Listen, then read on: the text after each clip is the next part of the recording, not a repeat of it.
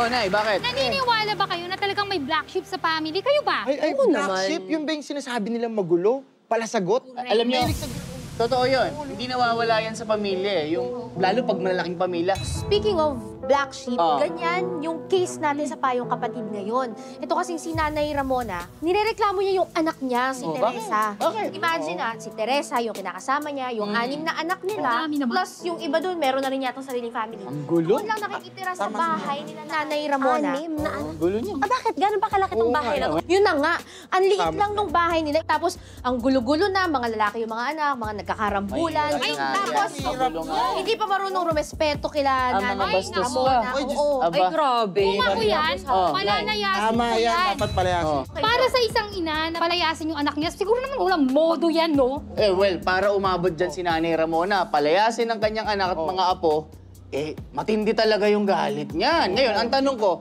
Tito Boy, pwede ba yun? Para maikwento ang tunay na kaganapan at kung ano ang kanyang nararamdaman, narito po si Nanay Ramona. Nanay Ramona, magandang gabi po. Magandang gabi po, Tito Boy. Nanay, Ate Pia, Kuya Ala. Magandang gabi po. Ay, hinihingi ko po ng payo itong problema ko po sa anak ko at mga apo. Masyado nang magulo. Medyo na iba nung umuwi na yung son-in-law nyo. Kailan nag-umpisa to? Para maintindihan lang namin yung problema. Eh, ayaw ko na nga po sana silang magkabalikan kasi magiging magulo lang ang buhay ng anak ko. Wala naman akong magawa. Dahil, siyempre, gusto ko rin maano ng mga apo ko yung pagiging tatay niya sa mga anak niya. So, ayun po, nagkasasama-sama uli sa bahay. Kailan po itong nagkabalikan Itong sila? 2019 po, nagkabalikan sila. Ilan na apo nyo po noon at anong mga edad? Bali, ang 6 po sila, pero nakabukod na po yung 2. Yung 4, po, kasama ko sa bahay. Teenagers, mga 20 or mas bata? O... Matandaan na po, 25 na. Tapos yung bunso, ilang taon na? 19 po. Yung sa 4. Lahat ho yan, walang asawa pa. Yung pinakapanganay nila, may asawa na po, pero ang asawa niya nasa Davao. Pero yung anak nyo, wala kayong problema sa samahan nyo? Nung una po, wala naman kaming problemang mag-ina. Minsan, magkakaroon kami ng konting yun lang. Pero, nung dito sa mga apo niya, parang iba na yung nila sitwasyon. Sa anong paraan po? Sinasagot na po kami, tapos pati po yung mister ko, minsan nga po, pag nag-aaway sila, may time na pati kami nasasaktan na rin kasi nag-aawat kami. Sino nag-aaway po? Sila-sila? Sila rin po. Muntik na mabagok yung ulo ng mister ko doon sa pader. Natakot po ako. Sabi ko parang hindi na ito maganda. Ano po yung init ng ulo lang or umiinom? Pag ganun, sobrang pag-inom siguro, hindi sila nakakaintindihan magkakapatid. Nadinig ko naman po na masama din ang loob ni Teresa sa iyo. Dahil ang pakiramdam niya ay siya ay hindi niyo minahal. Alam niyo may sama ng loob sa inyong anak? Tito Boy, paano niya sasabihin may sama na sa akin ang loob Nung maghiwalay sila ng asawa niya, ako alatang umako ng responsibilidad nilang mag-asawa sa mga anak nila. Pinaaral ko yung trabaho ng asawa ko, isang barangay tanod. Ako, tagaluto lang po. Magkano lang naman ang kinikita ko sa isang araw. Pinagtitiisan ko lang alang-alang sa mga apo ko. So doon lumaki sa inyo yung mga apo niyo? Maliit pa po yung bunso nila. Siguro mga grade 1 lang o grade 2. So malapit din sa inyo mga apo niyo? Malapit naman din po. Kaya lang, natong dumating ang papa nila, parang nag-iba ng mga ugali. Na kami mag-asawa, magkakaroon na ng trauma po sa mga ginagawa nila Sa batas kasi, kailangan talaga na pag problema ng pamilya, may tinatawag na earnest effort na mag-usap-usap, magkasundo. So, hindi ka basta pwedeng pumunta sa korte at sabihin, eto problema ganyan. Tatanungin muna ng korte, kayo ba'y nagkaroon ng earnest effort o masinsinan o sincere na pag-uusap? Ano nang nasubukan yung solusyon bukod sa kausapin sila? Ayaw ko naman po kasi kami magkaanuhan sa barangay. Ba't kung nanonood sila ngayon, anong gusto mo sabihin sa anak mo? Gusto ko mag-usap kami kasi pag nasa bahay talaga, Kuya Alan, hindi kami mag-usap ng mag-ina ng maayos. Kung sumagot pa siya sa akin, pabalagbag Gusto kong marinig kung ano ba yung daing niya sa akin, kung may kasalanan ba ako sa kanya. Mahal na mahal ko yung mga apo ko, kaya lang. Lumaki silang ganyan. Ang hirap nang intindihin. Natotrauma na po ako Pagka yung medyo mataas na yung boses nung isa, dibdib ko po, ninenervyos na ako eh. Lalo pa yung mister ko, mahina na rin. So kung hindi magkakausap, Nay, anong gusto niyo nang mangyari? Mapaalis ko sila dyan sa bahay. Kasi gusto ko na rin po ng katahimikan para sa aming mag-asawa. Dahil ilang panahon na lang kami sa lupa. Pero parang hindi ganun ang mangyayari eh. Mauna ako mamamatay sa takot. So kung magkakausap naman kayo at magkakasundo, okay lang sa inyo? Okay lang po, Basta- para marinig ko lang din po ang gusto niyang mangyari. Isa lang ho anak niya. 4 po Kayo. anak ko. Pero yung nakatira sa inyo, yun lang Yun po, po. yung isa. At saka yung asawa niya. Opo. Ang konti pong komplikasyon, parang sinasabi po ata ng anak nyo na gumastos din sila na mapagawa yung bahay. Tama po Hindi po ba? totoo yan. Totoo lang po yung ipinagpaayos ng bahay na yan. Galing po sa retirement ng asawa ko. Kung alam ko lang na ganito sana mangyayari, sana yung natanggap ng asawa ko sa SS, sana tinuloy na namin na lang inuwi ng probinsya. Kahit di na pinaayos yung bahay. Kung ganyan din lang ang nangyari, sa kaguluhan nila, wala na silang respeto. Respeto kahit man lang sa aming mga lolo at lola nila. Ang kaguluhan na nangyayari sa bahay is dahil sa mga apo. Opo. Tama. Tapos itong anak mo na si Teresa, hindi nga nila madisiplina, hindi nila makontrol. Parang ano ba obligasyon natin sa nanay natin? Ako naman. Ano ba naman yung hindi mo na nga mapagsilbihan ng maayos, nakakapagdagdag ka pa sa problema.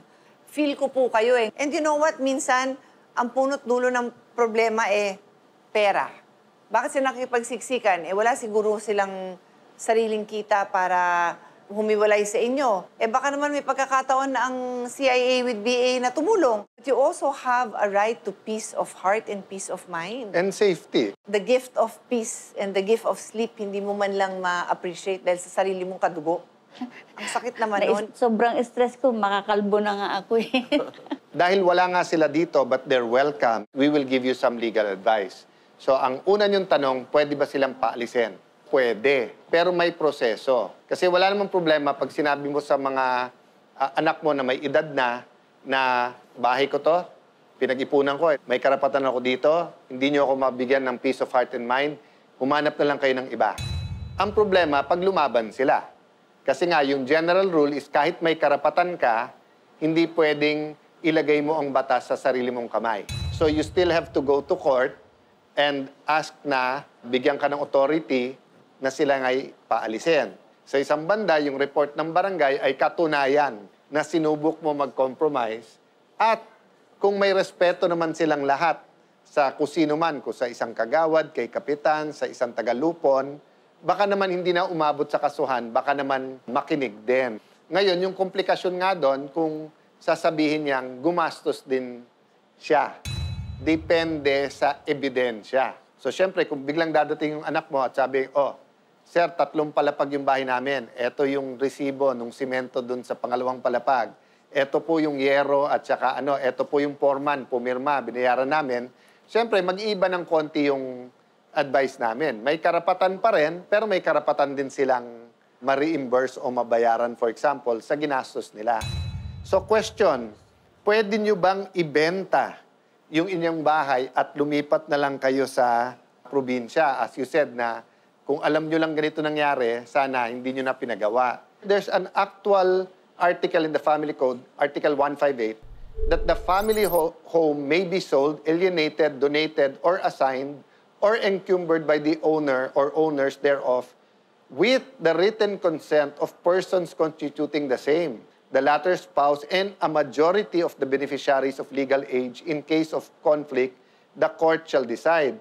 At sinasabi sa Article 154, the beneficiaries of a family home are husband and wife or an unmarried person who is the head of the family, their parents, ascendants, descendants, brothers, sisters, whether the relationship be legitimate or illegitimate, who are living in the family and home and who depend on the head of the family for legal support. Kung papaalisin, pwede. Kaya lang dadaan ka sa korte. Kung ibebenta mo yung bahay, alis na tayong lahat, kailangan mo pang ipaalam sa kanila.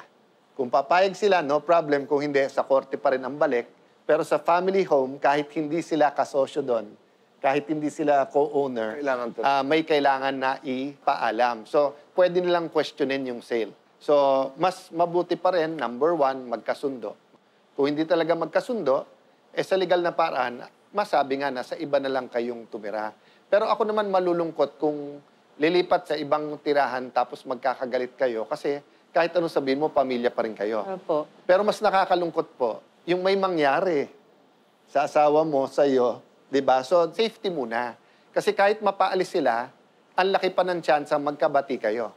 Pero kung nandun kayo sa bahay at lasing at nang pang-abot kayo at nasaktan ka or kung ano man nangyari sa inyo, hindi mo na marirewind yun eh. Hindi mo na maibabalik yun.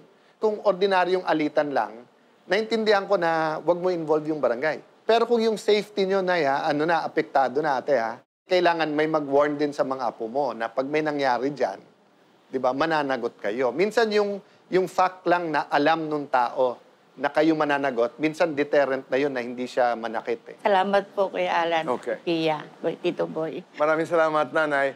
At hindi nagtatapos dito dahil si Kuya Larry ay kakausapin ka immediately after this conversation. Ingatan niyo po ang inyong sarili. Maraming salamat po sa inyo. Business permit naman po ang ihihingi ng payong kapatid ng ating susunod na bisita. Hindi sila makakuha ng business permit dahil hindi maibigay sa kanila ang building permit. Ito po ang kwento na ihihingi ng payong kapatid. Sa pagbabalik po ng... Cayetano! Cayetano! Cayetano! Inaction! Cayetano! Isaction! Victory! Abunda! Matapos mapayuhan si Nanay Ramona sa Cayetano in Action with Boy Abunda, pinagharap sila ng kanyang anak na si Teresa para mabigyan ng pagkakataong mag-usap at magkaayos. Mag-i-effort naman po ako pagkaano naman eh. Yung ganyan, gusto ko na magkaayos din po kami ng nanay ko. Gusto ko naman po talaga magkakaayos kami. Yung respeto ba, yun lang po nga hinahanap ko. Pero na eh, tawag.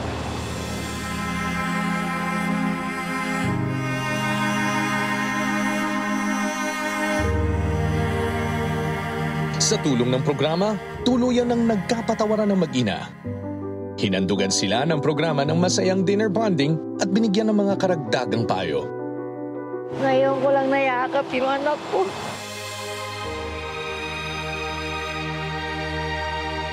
Magkasama nga kami sa bahay, pero ngayon ko lang naramdaman yung yakap niya.